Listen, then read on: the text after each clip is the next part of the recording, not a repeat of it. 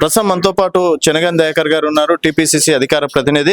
దయాకర్ గారు, అంటే నిన్న ఎలైట్ మహేశ్వర్ రెడ్డి గారు చెప్పారు, త్వరలో సీఎం మార్పులు చేర్పులు ఉండవచ్చు అండ్ బట్టి విక్రమార్క గారికి కావచ్చు, తర్వాత రేవంత్ రెడ్డికి పడట్లేదు, సో బట్టియే కాబోయే సీఎం అని చెప్పేసి మాట్లాడుతున్నారు. ఇంతవరకు ఎలైట్ మహేశ్వర్ రెడ్డి గారికి వాస్తవంగా ఎర్రగడ్డ పిచ్చి హాస్పిటల్ చూయించుకుంటే బాగుంటది, మతి స్థిమితం పోయి మాట్లాడుతా ఉన్నాడు. మహేశ్వర్ రెడ్డి గారు మాట్లాడితే బీజేపీ ఆఫీసులో పార్టీలనే పట్టించుకోరు, కార్యకర్తల్లో కూడా గుర్తింపు లేని పరిస్థితి.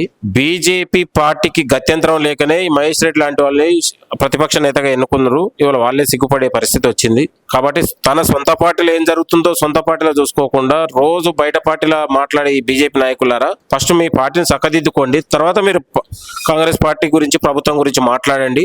మీకే అతి లేదు గతి లేదు, తాడు బొంగరం లేని పరిస్థితి మీకే ఉంది. ఆల్లేసు లేదు కొడుకు పేరు సోమలింగం లాగా మీకు వ్యవహారం ఉంది. మీకు ఈ సీట్లు మళ్ళీ వచ్చేసారి కనీసం డిపాజిట్ దక్కని పరిస్థితి ఉంది. బీజేపీ పార్టీకి భవిష్యత్తులో బోని కొట్టే పరిస్థితి లేదు. తెలంగాణలో బీజేపీ పార్టీకి అందని ద్రాక్షనే జీవితకాలంగా, ఇక్కడ గెలిచేది లేదు సచ్చేది లేదు. కాబట్టి వీళ్ళు ఇలాంటి చౌకాబారు విమర్శలు చేస్తూ కాంగ్రెస్ పార్టీ పైన ప్రభుత్వాన్ని రోజుకొక నాయకుడు కొత్త బిచ్చగాడు లాగా ఉంది తప్ప వీళ్ళకి ఏమీ లేదు, గ్రౌండ్ లో లేదు, ఎక్కడ లేదు. కనీసం తెలంగాణలో ఇలా గ్రామాలలో గుర్తుపట్టే పరిస్థితి లేదు. కాబట్టి ఇప్పటికైనా బీజేపీ నాయకులకు నేను సవాల్ చేస్తా ఉన్నా, కాంగ్రెస్ ప్రభుత్వాన్ని పార్టీని విమర్శించే వాళ్ళందరికీ మీరు రండి గంపగుత్తగా, ఒకసారి మీ అందరినీ పిచ్చి హాస్పిటల్ ఎర్రగడ్డ తీసుకుపోయి మీకు టెస్టులు చేపిస్తాం, మీ మానసిక స్థితి సరిగ్గా ఉందా లేదా అన్న తర్వాత అప్పుడు మీరు మాట్లాడండి. ఈ చౌకాబారు విమర్శలు, పిచ్చి ప్రకటనలు, పిచ్చి వేషాలు మాట్లాడితే తెలంగాణ ప్రజలే మిమ్మల్ని తరిమి కొట్టే రోజులు వస్తాయి. కాబట్టి మీరు ఒకసారి పిచ్చి ఆసుపత్రిలో చూయించుకొని మాట్లాడాలని మహేష్ రెడ్డికి సవాల్ చేస్తా ఉన్నాను. కాబట్టి బీజేపీ పార్టీల్ని లుకలుకలు లకలకలు లాగా అసలు మీ దాంట్లో మీకు ఎవరికి ఐక్యత లేదు. కిషన్ రెడ్డి అంటే బండి సంజయ్ పడదు, బండి సంజయ్ అంటే మహేష్ రెడ్డి అంటే ఈటలకు పడదు. అసలు మీలానే అసలు రోజుకు ఐక్యత లేని పరిస్థితి. ఫస్ట్ మీరు మీ ఇంటిని మీరు చక్కదిద్దుకొని కాంగ్రెస్ పార్టీ గురించి మాట్లాడండి. ఇవాళ కాంగ్రెస్ ప్రభుత్వం వచ్చిన తర్వాత ఎన్ని సంక్షేమ పథకాలు అమలు చేస్తున్నాం, ఎన్ని రకాల మనం తెలంగాణని ఇవాళ విద్య వైద్యం వైపు ఉద్యోగాల వైపు మనం ఎట్లా మనం అభివృద్ధి చేసినామో తెలంగాణ ప్రజలు నడిచి చెప్తారు. కాబట్టి మీరు ఆలోచన చేసుకొని మాట్లాడండి. మీరు పొద్దున్న లేస్తే ప్రభుత్వం పైన మాట్లాడి ప్రభుత్వంలో ఏం నడుస్తుంది అనేది మీకంటే, మీరు 10 ఏళ్ల పాటు ఇలా మోడీ వచ్చిన తర్వాత మీరు తెలంగాణలో 8 మంది ఎంపీలు ఇచ్చిన తర్వాత తెలంగాణ రాష్ట్రానికి మీరు ఏం తీసుకొచ్చారో ఒకటైనా చూపించగలరా? ఒక జాతీయ ప్రాజెక్ట్ తీసుకొచ్చిరా, ఒక కాలేజ్ తీసుకొచ్చిరా, ఒక స్కూల్ తీసుకొచ్చిరా? ఏం తీసుకొచ్చిరో మీరు చెప్పాలని కూడా నేను హితవు పలుకుతా ఉన్నాను. ఈ పనికిమాల మాటలు బంద్ చేయండి, ఈ చౌకాబారు విమర్శలు బంద్ చేసి మీ పార్టీని చక్కదిద్దుకునే పద్ధతిలో మహేష్ రెడ్డి మాట్లాడితే ప్రజలు గౌరవిస్తారు. ఇవాళ నీకు లేక బీజేపీ పార్టీకి ఒక 8 మంది 6 7 వచ్చారు కాబట్టి నీకు ఒక తోక లాంటి ప్రతిపక్ష నాయకుడు పాత్ర వచ్చింది. దాన్ని నువ్వు సక్రమంగా వివరించే ప్రయత్నం చేయండి.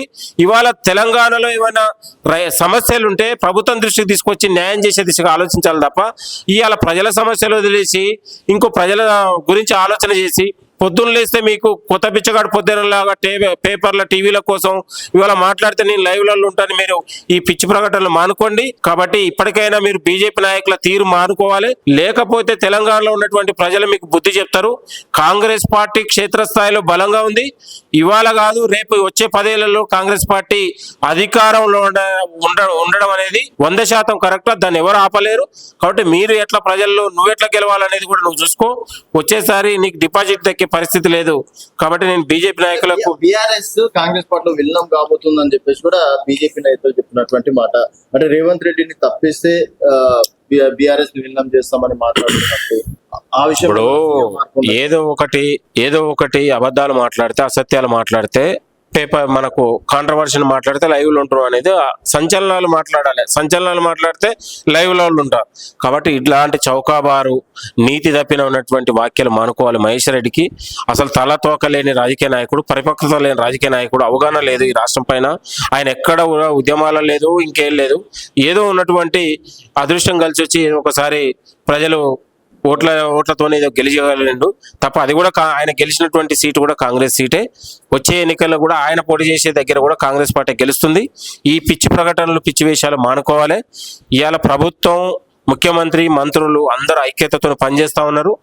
రోజు 8-18 గంటలు ప్రజల కోసం పనిచేస్తా ఉన్నారు.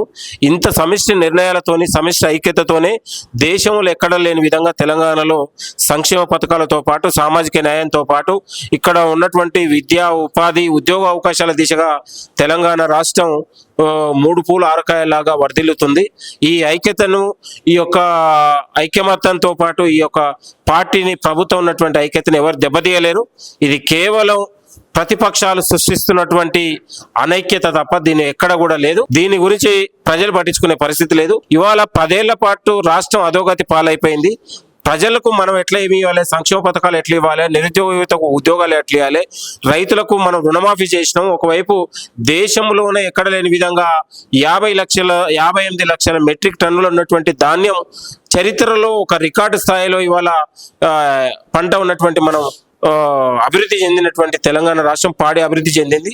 దీన్ని ఇంకా మనం అభివృద్ధి ఎట్లా చేయాలి, ప్రజలకు ఇంకా మరిన్ని సంక్షేమ పథకాలు తీసుకుపోయే విధంగా ప్రభుత్వం ఆలోచన చేస్తా ఉంది.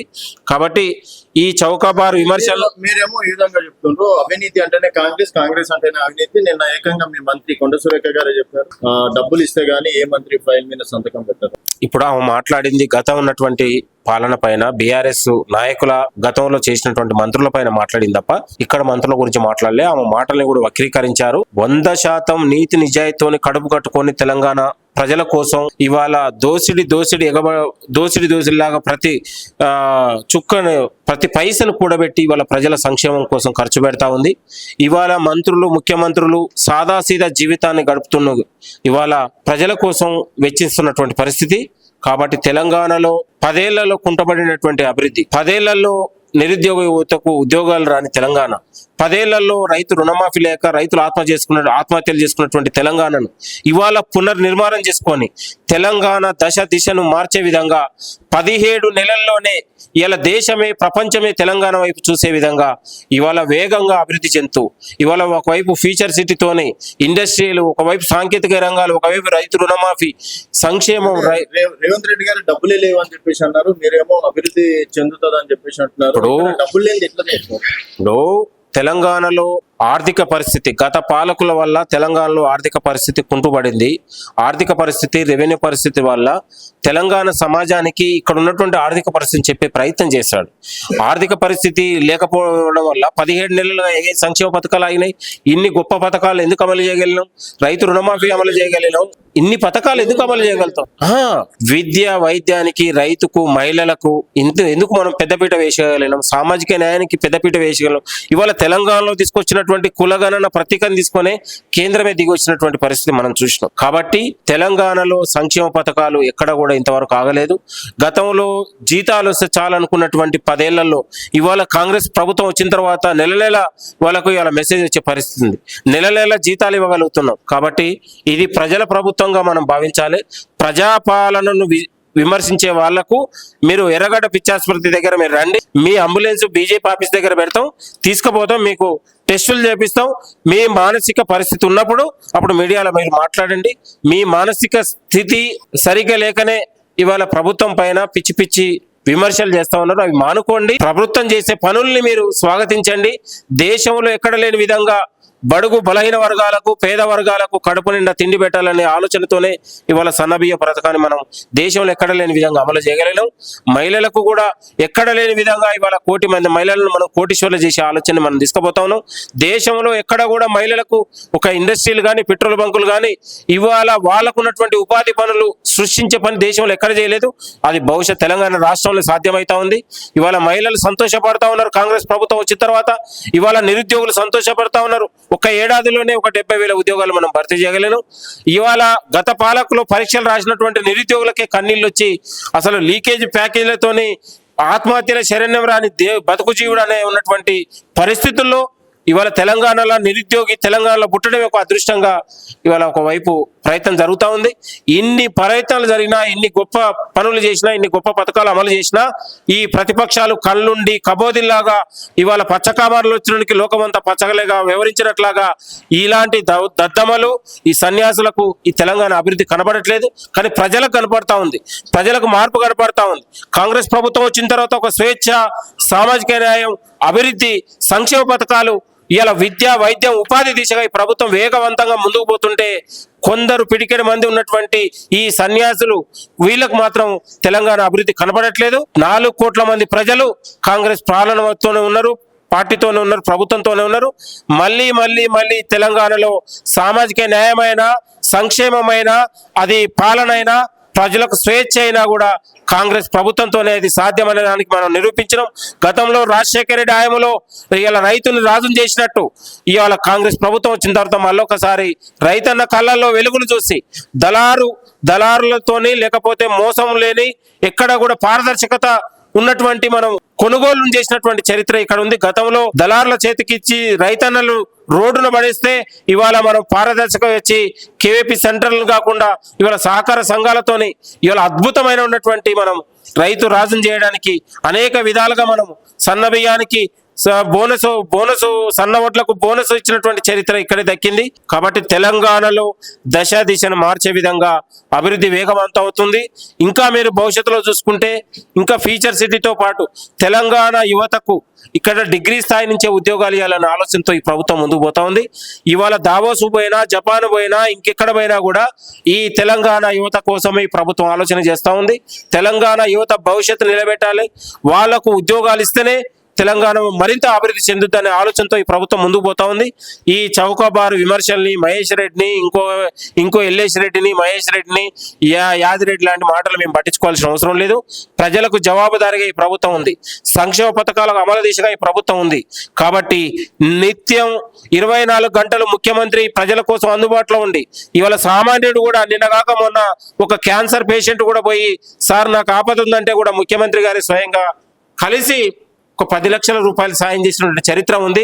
10 ఏళ్లలో మనం ముఖ్యమంత్రి కాదు కదా, ముఖ్యమంత్రి ముఖాలు కూడా మనం 10 ఏళ్లలో కేసీఆర్ లాంటి వాళ్ళను ఫామ్ హౌస్ లో పడుకొని ప్రజలు చూడని పరిస్థితి ఉంది. ఇవాళ మీరు చూస్తే పుష్కరాలు కావచ్చు, ఇవాళ అనేక ఉన్నటువంటి నిత్యం ముఖ్యమంత్రి ఇవాళ ఉస్మాన్ యూనివర్సిటీ లాంటి ఇది కావచ్చు, ఇవాళ ఉస్మానియా ఆసుపత్రి కావచ్చు, ఇవాళ గణపతి ఉత్సవాలు కూడా ముఖ్యమంత్రి గారు దగ్గరుండి శాంతి పద్ధతుల్లో పర్యవేక్షించిన చరిత్ర దేశంలో ఎక్కడ కూడా లేదు. ఇది ప్రజల పాలన, ప్రజల ముఖ్యమంత్రి, ప్రజలు కోరుకున్న ముఖ్యమంత్రి. కాబట్టి నిత్యం ప్రజల కోసం అన్వేషణ, ప్రజల కోసమే తపన తప్ప ఇవాళ రోజు 24 గంటల్లో 18 గంటలు ప్రజల కోసం మంత్రులు కానీ ముఖ్యమంత్రి కానీ ఆలోచన చేస్తూ ఉన్నారు. క్షేత్ర స్థాయిలో ఇవాళ ఎమ్మెల్యేలు ఎంపీలు నిరంతరం ప్రజలను అంటిపెట్టుకొని ఉన్నటువంటి పరిస్థితి ఉంది. కాబట్టి ఇది ప్రజల పాలన వ్యతిరేకించే వాళ్ళు ప్రజాద్రోహులుగా, అభివృద్ధి వ్యతిరేకులుగా, అభివృద్ధి నిరోధకులుగా ఉన్నారు. కాబట్టి ఇవాళ తెలంగాణ వాళ్ళ విమర్శల్ని మేము ఎక్కడ కూడా పట్టించుకునే పరిస్థితి ఉండదు. ప్రజలకు జవాబుదారిగా, యువతకు జవాబుదారిగా దేశం గర్వపడేలా తెలంగాణ అభివృద్ధి చెందుతా ఉంది. ప్రపంచమే ఇవాళ తెలంగాణ వైపు చూస్తా ఉంది. పెట్టుబడులైనా ఇవాళ ఉపాధి అయినా ఉద్య అయినా ఎక్కడైనా కూడా వ్యాపారానికి అనుకూలంగా ఉన్నటువంటి తెలంగాణ అభివృద్ధి దిశను మార్చే విధంగా ముఖ్యమంత్రి గారు చర్యలు తీసుకుంటా ఉన్నారు. ఈ బీజేపీ నాయకులు, బీఆర్ఎస్ నాయకులు మేము విమర్శలు పట్టించుకోము. ఆల్రెడీ వాళ్ళు వ్యాలిడిటీ అయిపోయినటువంటి టాబ్లెట్ లాంటి వాళ్ళు, ప్రజలకు వాళ్ళకు ఉపయోగం లేదు. ఇవాళ బీజేపీ నాయకత్వం ప్రజలకు అవసరం లేదండి. కాబట్టి అది వ్యాలిడిటీ అయిపోయిన మందు, అది వ్యాలిడిటీ అయిపోయిన మెడిసిన్. ఇవాళ కాంగ్రెసే నిజమైన మెడిసిన్ లాగా మేము పనిచేస్తా ఉన్నాం.